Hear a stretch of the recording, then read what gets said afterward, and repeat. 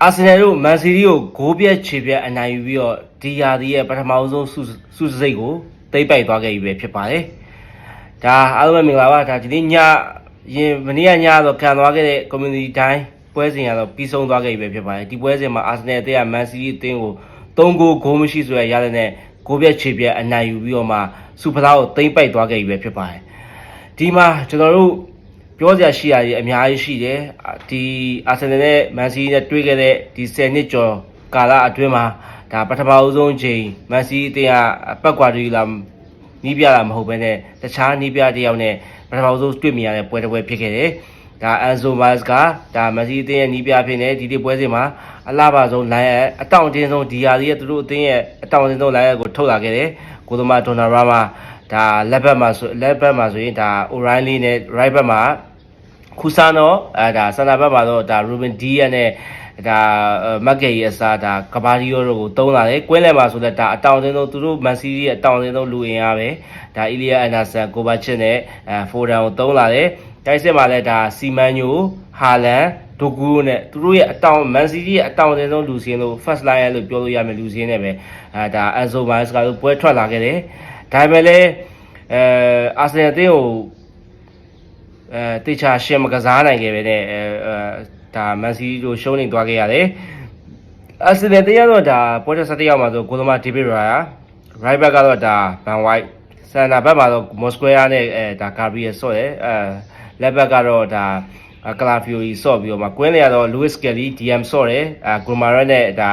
ဒဘယ်ပစ်ဘော့ဆော့တယ်လူနိုဂိုမာရက်နဲ့ဒဘယ်ပစ်ဘော့ဆော့ပြီးတော့အိုရီကက်ကဒါAF ပေါ့နော်ဆော့ပြီးတော့မှဒါဒီဝင်းနေမှာတော့ဇိုးလစ်နဲ့ဒါမဒူကီပဲဆော့သွားတယ်တိုက်စစ်ကလည်းဟာဘက်ပဲဆော့သွားတယ်ဂျော်ဂရက်တောင်မထည့်သွားဘူးပေါ့နော်အာဆင်နယ်ကတော့ဒါပြောရမယ်ဆိုရင်မန်တိုင်းပြောရမယ်ဆိုဒီလူစင်းတစ်ခုအွန်ပေပါရကြည့်မယ်ဆိုရင်ဒါမန်စီးတီးအောင်ပို့ပြီးတော့မှဒါလူပို့ပြီးတော့မှတောင့်တင်းတယ်လို့ပြောလို့ရတယ်နောက်ပြီးတော့အာဆင်နယ်ဒီသုံးသွားတဲ့လူတွေမှာဆိုရင်ဒါအဓိကကစားသမားတွေတောင်ခြံလက်ခဲ့ပြီးတော့မှသုံးသွားတာကိုတွေ့ရတယ်ကွင်းလယ်မှာဆိုဒါလူးစ်ကယ်လီကိုrice ကိုမထည့်ပဲလူးစ်ကယ်လီကိုဘာလို့သုံးသွားတယ် rice ဒါ right wing မှာဆိုလဲဒါစာကောင်မသုံးမဲ့မတူကီကိုသုံးသွားတာမျိုးရှိတယ်ဒါစန်တာဘက်မှာတော့ဒါစလီပါဟုတ်ပါကနာနေတဲ့အတွက်ကြောင့်မလို့ဒါအရန်နေလည်းပဲသုံးသွားတယ်ဒီလိုအခြေအနေမျိုးမှာမန်စီးတီးကိုအာဆင်နယ်ကစားသွားတဲ့ပုံစံတကယ်ကို impressive ဖြစ်ဖို့ကောင်းတယ်ဒါပွဲစားလို့25စက္ကန့်လောက်ပဲရှိသေးတယ်အာဆင်နယ်ရဲ့ဒါစန်တာပေးဖို့စန်တာတိုးတဲ့ပုံစံတွေလည်းပြောင်းလဲလာတယ်အရင်နှစ်တည်းကလို့ကိုသမားကိုဘက်ပြန်ပေးရမှာမဟုတ်ဘဲနဲ့ကွင်းထဲမှာလည်းတိုးပြီးတော့မှအစပြုပြီးတော့မှတောက်လျှောက်လူပေးရင်းနဲ့ဒါစကယ်လီရဲ့တကယ်ကိုကောင်းမွန်လို့နဲ့ပတ်စင်ကနေပြီးတော့ကလာဖီယိုကြီးပြေးထွက်သွားတယ်ကိုသမားတော်နာမာကိုဘာမှမတတ်နိုင်ညာဘက်တောင်းကိုဒါလေးဆွဲကန်သွားတယ်အရန်ကောင်းမွန်တဲ့ကံချက်ဖြစ်တယ်အဲ့ဂိုးကိုရဖို့အတွက်အာဆင်နယ်ပွဲချိန်25စက္ကန့်ပဲလိုခဲ့တယ်25စက္ကန့်မှာပဲဒါအာဆင်နယ်ဂိုးရရှိခဲ့တယ်အဲ့နောက်ပိုင်းမှာထပ်ပြီးတော့မှဒါအာဆင်နယ်ကထိုးပေါက်တက်စစ်လိုက်မန်စီးတီးဘောလုံးကင်ထားတာများတယ်ဒါပေမဲ့ကင်ထားတာပဲရှိရပြီးတော့အိုင်နေတယ်ရှိကိုထိုးပေါက်တက်စစ်ပေမဲ့သူလည်းမရှိဒါဖန်တီးပေးဖို့မဲ့သူလည်းမရှိအဓိကဂွာဒီယိုလာမရှိဘူးဆိုရင်တော့ဗျာရိုဒရီလောက်ရှိသေးရင်နည်းနည်းမန်စီးတီးကခံစားအောင်မဲ့နေတာအခုကရိုဒရီဘာစီလိုနာကိုရောင်းလိုက်ပြီဆိုတော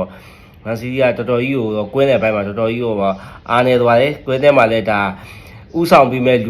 ဒါဥဆောင်မဲ့လူလည်းမရှိတော့သလိုဒါဘောလုံးပွဲကိုထိချုပ်ပေးမဲ့လူလည်းမရှိတော့တဲ့အနေအထားကိုကျွန်တော်တို့ဒီနေ့မန်စီးရဲ့အနေအထားကိုကျွန်တော်မြင်တွေ့ခဲ့ရတယ်ဟာလန်ဆိုတော်တော်ကြီးကိုပျောက်ချက်သားကောင်းနေတယ်ဟာလန်သူ့ရှိတဲ့ဘောလုံးမရောက်ဘူးဗျဒါအစောပိုင်းမှာဒါရောက်ခဲ့တဲ့အလုံးတွေရှိတယ်ဒါပေမဲ့ကိုသမားဒေးဗစ်ရာလက်စွမ်းပြကောက်ွယ်သွားတယ်ဟာလန်ကန်တဲ့တလုံးဖိုရန်ကန်တဲ့အလုံးတွေဒါရခဲ့ရဆိုမဲ့ခွင့်ရခဲ့ရဆိုမဲ့ဒါဒေးဗစ်ရာပုတ်ထုတ်သွားခဲ့တယ်အာဆင်နယ်နောက်တန်းကဖြတ်ထုတ်မန်စီးကန်တဲ့ဟာတွေကိုဒါမှမဟုတ်ကိုသမားပုတ်ထုတ်အဲ့အနေပဲ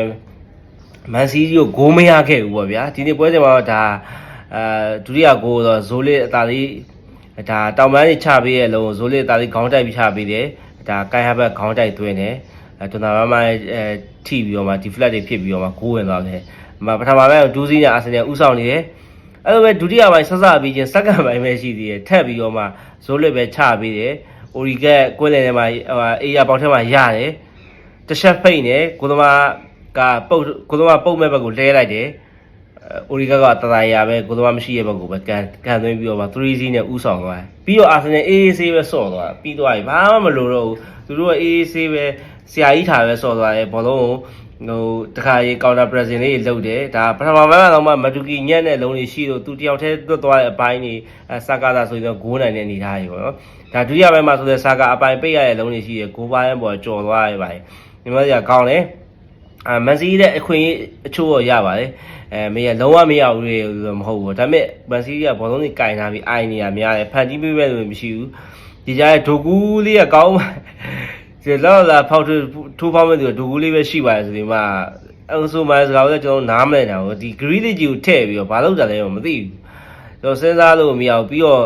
ဟာလန်ကိုထုတ်ပြီးတော့မာမုတ်ကိုထည့်လိုက်တော့တက်စစ်ကလုံးဝတည်သွားမန်စီးကဘာမှလုပ်လို့မရတော့ဖြစ်သွားအာဆင်နယ်ကတော့ဒါပိုင်းမှာတော့အပြောင်းလဲလုပ်တယ်ဒုတိယပိုင်းမှာတော့ဂိုမာရက်နာသွားတဲ့အတွက်ကြောင့်မလို့ rice တို့ဘာလို့ထည့် rice တို့ဘာလို့အေးဆေးပဲကန်သွားတာပါအရင်ကျိုးစားကန်သွားကြတယ်မလို့တကယ်ကောင်းတဲ့ဒါရာသီတစ်ခုကိုအာဆင်နယ်ကိုစပြုနိုင်ခဲ့တယ်မန်စီးကတော့တကယ်စိုးရင်စရာအခြေအနေနဲ့ဒါဘယ်လိုရှေ့ဆက်ရအောင်လဲရာသီအသစ်ကိုဘယ်လိုစအောင်လဲဆိုတော့ကျွန်တော်တို့စောင့်ကြည့်ရမယ်အာဆင်နယ်ကတော့အာဆင်နယ်ပါပဲနောက်ထပ်ပွဲစဉ်တွေမှာပြန်တွေ့ကြပါမယ်